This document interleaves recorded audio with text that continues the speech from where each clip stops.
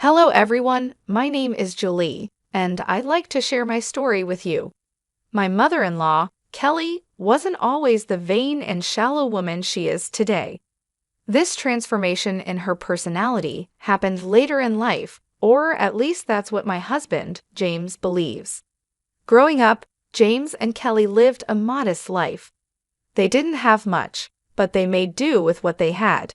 When James was just 5 years old, his father passed away, leaving Kelly to take on the role of the family's breadwinner.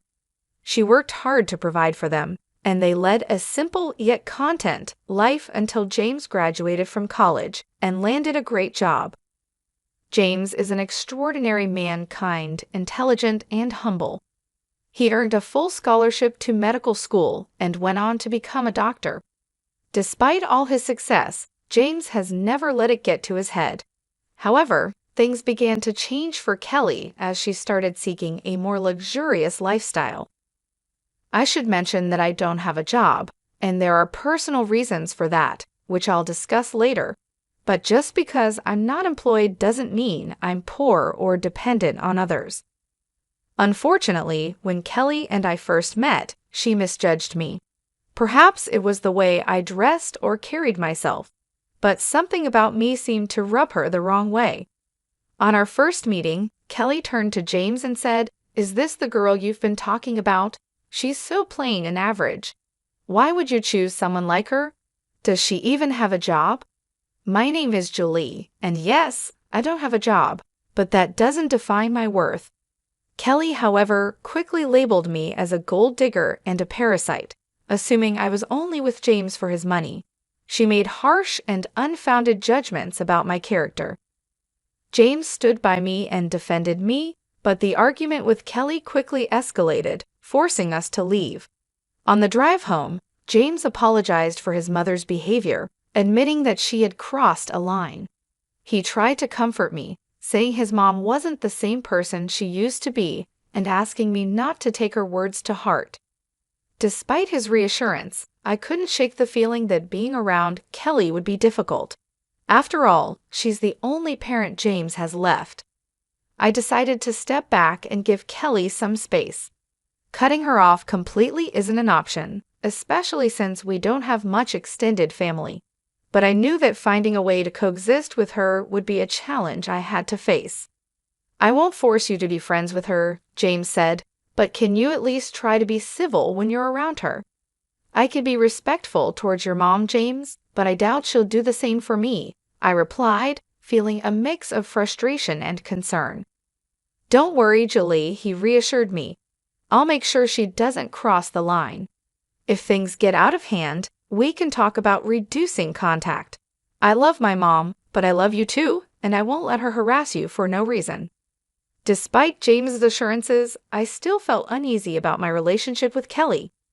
Even though James promised to stand up for me, I couldn't shake the feeling that things wouldn't be so simple. James and I got married 2 years after we started dating. Due to financial constraints, we opted for a small court wedding. At the time, James was sending a significant amount of money to Kelly every month, claiming it was for emergencies. Even after our marriage, he continued to send her money, which strained our finances. I didn't object because I believed he had the right to support his mom, but it wasn't long before Kelly became a real problem in our lives.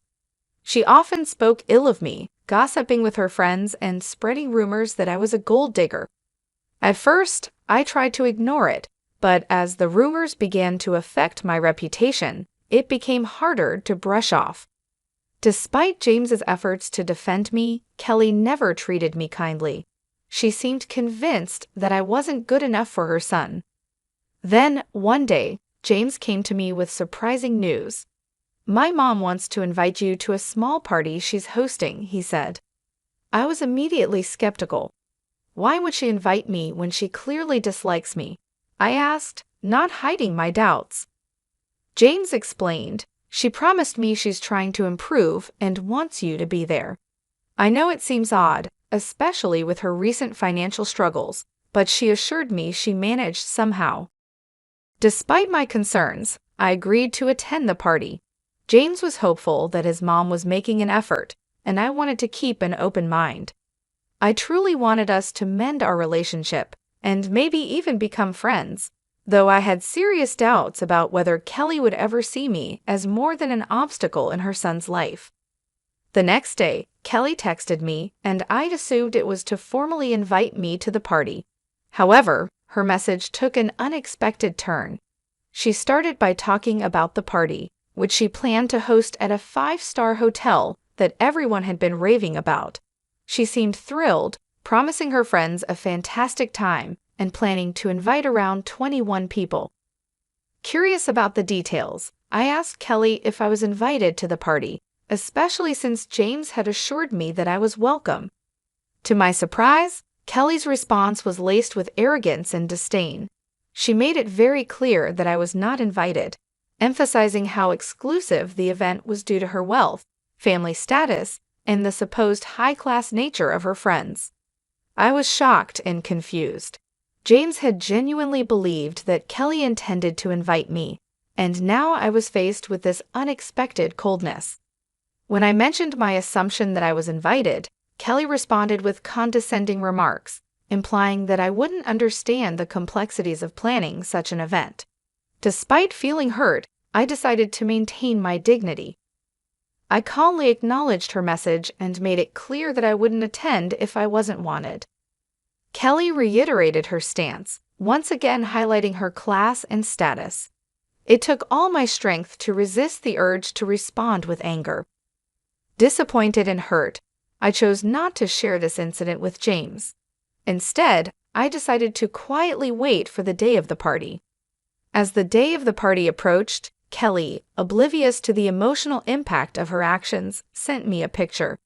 It showed her and her friends dressed in designer outfits, flaunting their wealth and status on social media. I chose not to respond, instead focusing on my work and waiting patiently for what would happen next.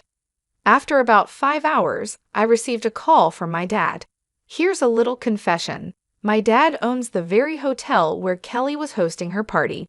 Unbeknownst to Kelly, 5 years ago, I inherited a substantial amount of money from my grandfather, which I wisely invested in my dad's business.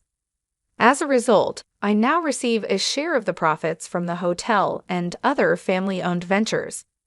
Despite coming from a well-off family, I've always preferred to keep this low-key, which is why Kelly had no idea about my background or the high cost of the 5-star hotel she had chosen for her party. During the party, Kelly and her friends ordered freely without bothering to check the menu or the prices, resulting in a hefty $5,000 bill. This turn of events presented the perfect opportunity for a bit of justice.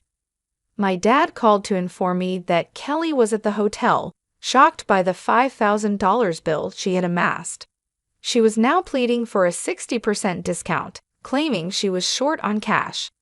What made the situation even more satisfying was that Kelly and her friends had been rude and entitled throughout the event, upsetting the hotel staff. As expected, I shared my frustration with my dad, recounting how Kelly had boasted about her party just to mock me for not being invited. The irony wasn't lost on me here. She was flaunting a party she couldn't even afford. My dad understood my frustration and also mentioned how difficult Kelly and her friends had made things for his staff with their rude behavior. Seeing a chance for some poetic justice, I suggested a little revenge.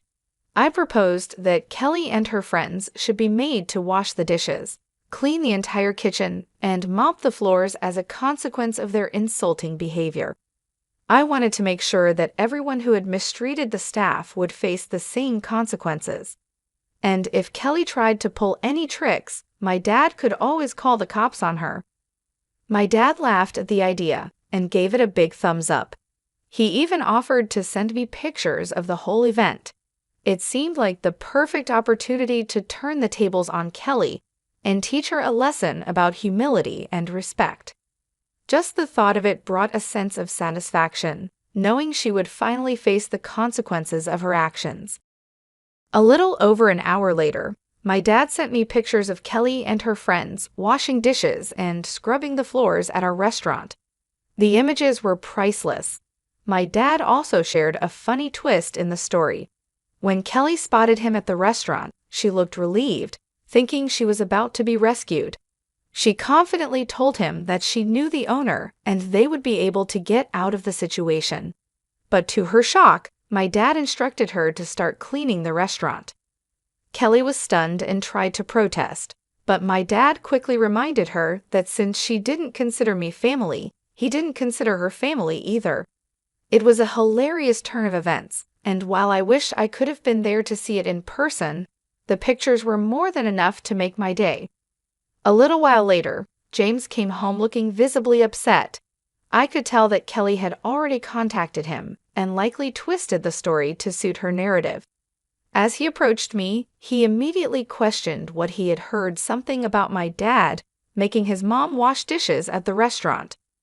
I calmly explained the situation to James, letting him know that what happened was standard practice for us in such scenarios. Kelly had gone to our family's restaurant, racked up a $5,000 bill, and then claimed she only had $2,500 to pay. On top of that, she had harassed the staff, and her entire party had been a nightmare to deal with. Given the circumstances, I believe the consequences were more than fair. James seemed surprised by this and asked who Kelly had taken with her and what they had ordered. I informed him that she had taken 21 people and they had ordered a lot, especially the most expensive items on the menu. He expressed disbelief, saying that Kelly had told him she was only taking 5 people and had even invited me, but I had declined.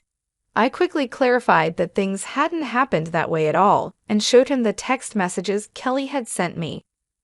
James, wanting to fully understand the situation, asked to see the bills and the texts. I handed him my phone so he could read through everything, and my dad also sent him copies of the bills. To further illustrate what had gone on, I showed him pictures of the extravagant party Kelly had thrown. As James looked through the evidence, his anger grew. He immediately called Kelly to confront her, asking why she hadn't told him the full story. Kelly tried to downplay the situation, claiming she had only mentioned being short on cash and accused me of twisting the story to sabotage her. James wasn't having any of it. He pointed out that not only had she declined my invitation, but she had also insulted me by saying I wasn't classy enough for her. Kelly attempted to brush it off as a harmless joke, but James wasn't buying it. He pressed her on why she would spend thousands of dollars on a lavish party with friends while simultaneously disrespecting his wife. Kelly was left stumbling over her words, trying to justify her actions, but James made it clear that he was disappointed and shocked by her behavior. He couldn't believe she had spent $5,000 on food and drinks while treating me with such disdain. I made a mistake by giving you money whenever you asked for it, Mom, James said firmly. But guess what? I'm not giving you any more money ever again. Kelly, taken aback, responded, But James, you've been so supportive for so long. You can't just stop now. It was a one-time mistake. Why are you overreacting? No, Mom, I'm not overreacting, James replied, his voice steady. This isn't a one-time mistake. If you can't even consider my wife as family, I don't want anything to do with you. I kept hoping you'd change your mind, but you never did. I'm not going to pay you just so you can insult my wife and call her classless, especially when she has sacrificed so much to support you. This ends now. With that, James ended the call and blocked Kelly's number. He turned to me with deep regret in his eyes and apologized profusely for getting angry at me without knowing the full story. I forgave him because, in the end, he stood up for me when it really mattered. We had a serious discussion about Kelly and agreed that she would no longer be a part of our lives, at least for the time being. Although James is now a wealthy man, he understands the importance of staying humble. He found Kelly's behavior completely unacceptable, especially since it was directed towards me. I wholeheartedly agreed it was unfair, and I was ready to remove her from our lives for good. In the days that followed, Kelly's desperation grew. She realized that her own actions might have permanently damaged her relationship with her son, sending her into a state of panic. She started showing up at our house, demanding to speak with James. Each time she was turned away at the door, her demands turned into pleas and eventually into outright begging. Despite having a job, Kelly's income wasn't enough to support the high-end lifestyle she had become accustomed to over the years. Now, with James cutting her off financially, she found herself struggling. Meanwhile, instead of continuing to support Kelly, James chose to invest some of his funds into my dad's business, helping him open new hotels and restaurants in the neighborhood. Kelly was left to face the consequences of her actions, realizing too late that her behavior had cost her more than just money, it had cost her the relationship with her son. We do have plans to expand our hotel business into bigger cities, but we'll have to take things one step at a time and see what the future holds. There's a lot to consider when making such a big move, and we want to make sure everything is done right.